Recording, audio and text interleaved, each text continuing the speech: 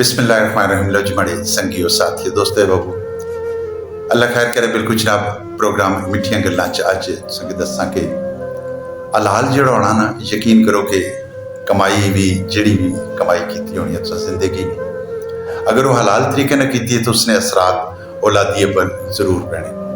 अच्छो अज संगी एक वीडियो दसने और नाल दसने कि वाकई हलाल है जिहड़ा वो वाकई कम करना या नहीं करना। आने भी औरत ने खुरी पिछे अकल होनी है। अपने हालात तो तंग है कि इस औरत ने घरों जेवरात चुके बाहर लेगी लगी जानी सी पी तक समोसे वाली दुकान तक इसका सोचा दो समोसे ले लवा। अच्छा जिसले समोसे ले तो उसला अपना डब्बा उत्थे ही भुली के लगेगी।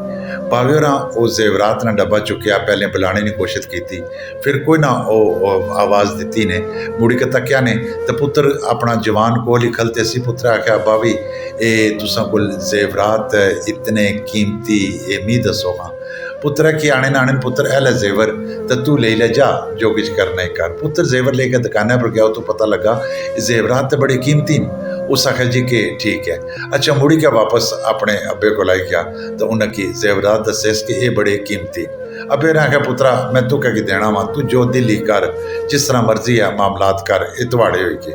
पुत्र लेके जेवरात फिर एक बार निकली पैना तो मुड़ी के वापस आना आना अब्बा मैं 50,000 रुपया दो।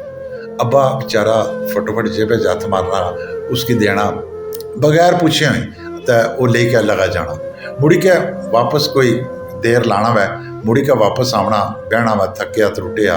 अब्बा पूछना पुत्रा क्या है आना। अब्बा जी भाई मैं उस जेवरात सन जड़े उस औरत बहुत ज़्यादा परेशान सी, मैं उसने घर गया वो जेवरात उसकी वापस दिते नाल उसने मदद की है। 50,000 रुपया भी मैं उसकी जड़ा तुसा कोल खड़िया सी वो भी उसकी दिता तो मैं ये काम करी के मुड़ी आया वापस।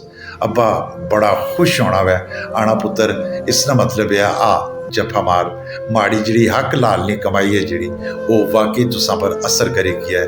दोस्तों हमेशा हक लाल ही कमाओ।